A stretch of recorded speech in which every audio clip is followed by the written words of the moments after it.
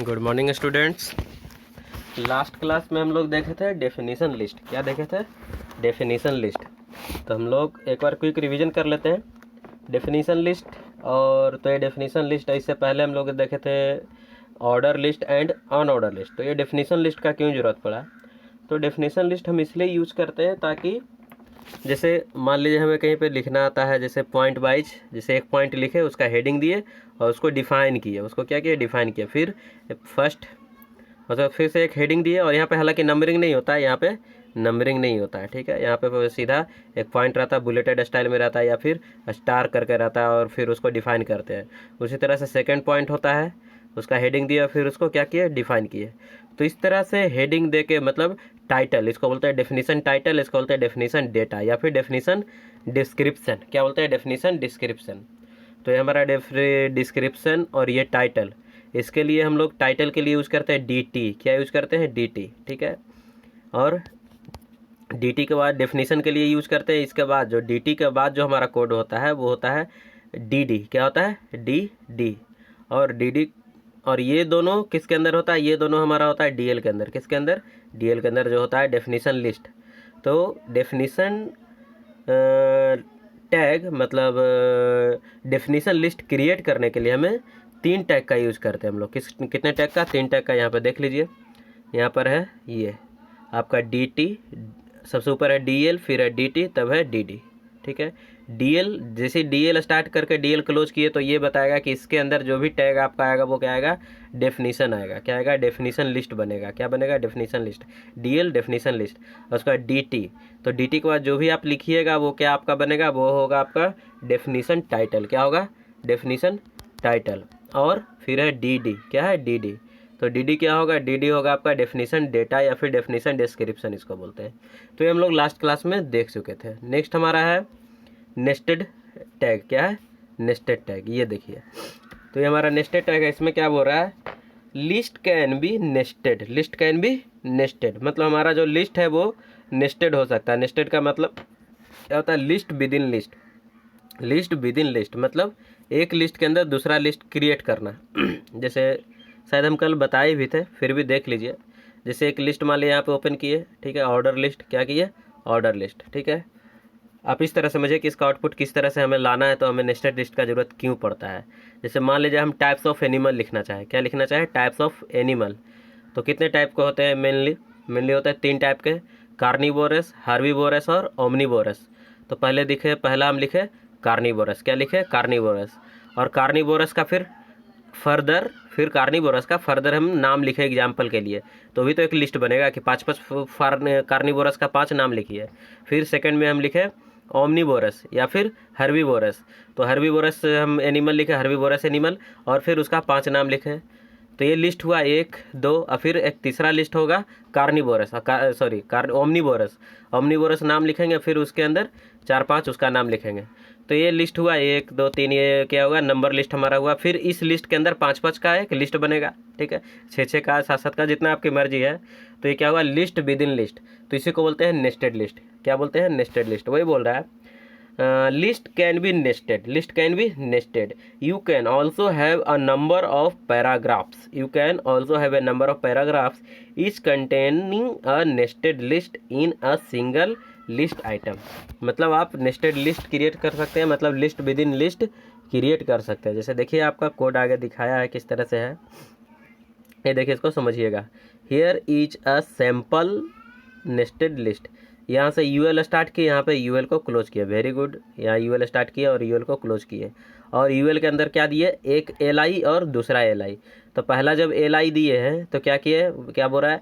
A few new Indian state. A few new Indian state. और फिर क्या है दूसरे एलआई में? क्या है? New other state, sorry 2 other states. तो बोल रहा है, तो 2 तरह का हम लिस्ट बनाए। पहला लिस्ट बना, क्या लिखेंगे? New Indian state. क्या लिखेंगे? New Indian state. और न्यू इंडियन स्टेट का कुछ नाम लिखेंगे, झारखंड हो गया, उत्तराखंड हो गया और छत्तीसगढ़, ठीक है। और उसके बाद क्या है? 2 अदर स्टेट। यहाँ पे आएगा 2 अदर स्टेट हेडिंग में, और फिर इसका नाम वेस्ट बंगाल और कर्नाटका, जो भी है। तो इस तरह से देख लीजिए, लिस्ट के अंदर लिस्ट हुआ कि नहीं। ये बाहर एक लिस्ट बना, इसके अंदर फिर लिस्ट बना। तो इसी को बोलते हैं लिस्ट विद इन लिस्ट। क्या बोलते हैं? List with in list. और इसी को बोलते हैं हम लोग नेस्टेड लिस्ट। क्या बोलते हैं? Nested list.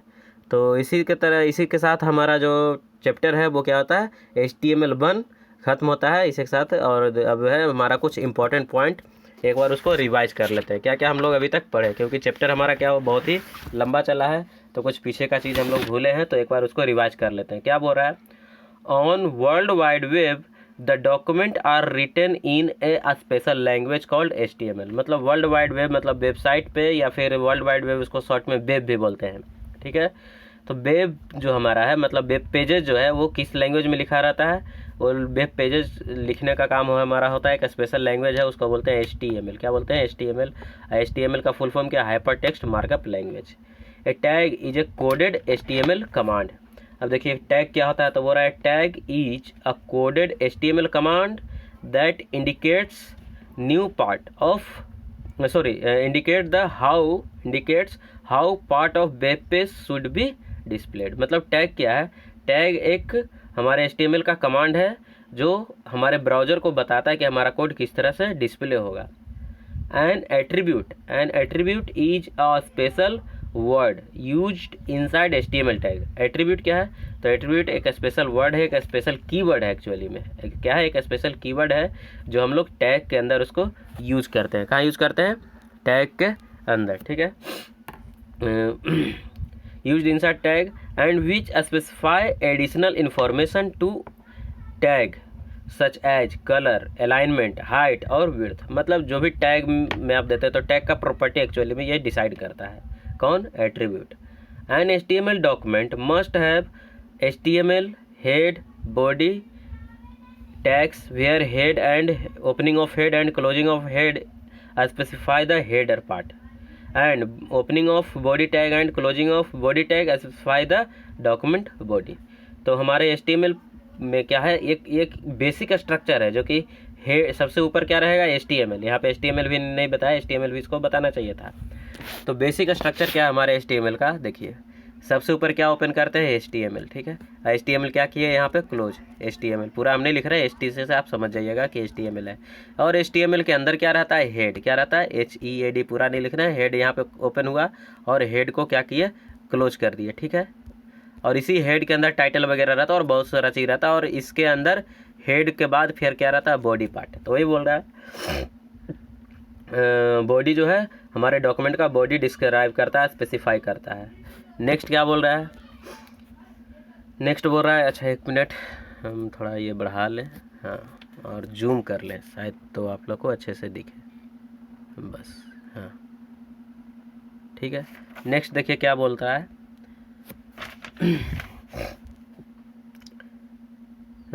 The container element of HTML required pair tag. मतलब जो कंटेनर हमारा एलिमेंट जो है बेसिकली दो टाइप के होते हैं, container element and empty element. तो कंटेनर एलिमेंट क्या होता है, बोल रहा है the container element of HTML required pair tag that is a starting tag and an ending tag. तो जो हमारा जो ये कंटेनर एलिमेंट है उसमें उसको पेयर में रहता है स्टार्टिंग टैग और ending tag. They affect the text coming between their starting and ending tag. और वो क्या करता है, स्टार्टिंग और एंडिंग टैग के अंदर ही हमारा टेक्स्ट सारा रहता है। The empty element of HTML required just a starting tag and not an ending tag. और हमारा HTML जो एलिमेंट है उसमें केवल स्टार्टिंग टैग रहता है, एंडिंग टैग नहीं रहता है, ठीक है।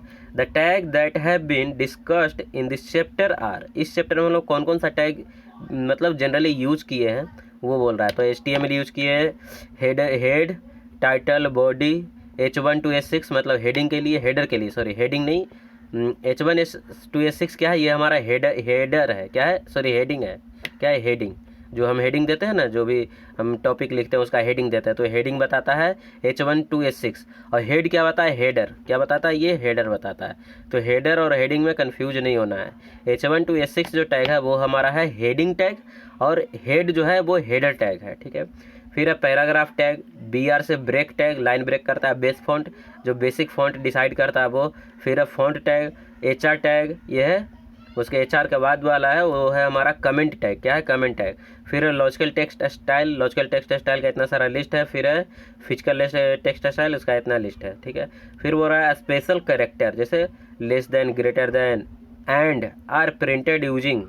तो ये जो है हमारा है लेस देन है, ग्रेटर देन है, एंड है, वो किसके हेल्प से हम लोग प्रिंट करते हैं, तो इसको हम लोग प्रिंट करते हैं एंड, या इसको M% पढ़ते हैं, क्या पढ़ते हैं एक्चुअली में M% LT। तो क्या हो गया, ये यहाँ पे प्रिंट आएगा। जैसे आप M% आप अपने कोड में M% LT लिखिएगा ना, तो ये ब्राउज़र में पता है क्या दिखेगा, ये दिखेगा LT मतलब लेस देन, ठीक है। उसी तरह से अगर आप M% RT लिखिएगा, सॉरी GT लिखिएगा, ये GT, तो क्या आएगा, ग्रेटर देन, क्या आएगा, ग्रेटर देन। तो वही बोल रहा है M% LT, M% GT and M% का सिंबल दे के AMP लिखिएगा तो AMP आएगा। तो ये सब सारा क्या है, एस्केप सीक्वेंस।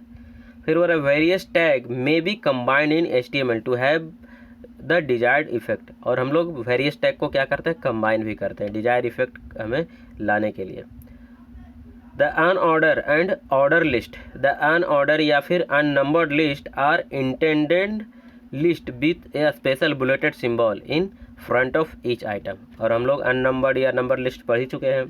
तो अब यहाँ से हम लोग जो लेटेस्ट में पढ़े थे ना, वो सारा चीज़ आ गया। तो अब यहाँ से देखने का ज़रूरत है, मतलब है, आप लोग इसको रिवाइज करिए, लेकिन ये मेरे को मतलब रिवाइज करवाने का ज़रूरत नहीं है, क्योंकि ये सारा चीज़ हम लोग लेटेस्ट में भी 1-2 क्लास पहले देखे ही थे, तो इसको बताने का ज़रूरत नहीं है। तो अब आज के लिए अभी इतना ही रहने देते हैं। अगले क्लास में हम लोग नेक्स्ट चैप्टर स्टार्ट करेंगे, दैट इज HTML2। तो आज के लिए इतना ही, तब तक के लिए बाय।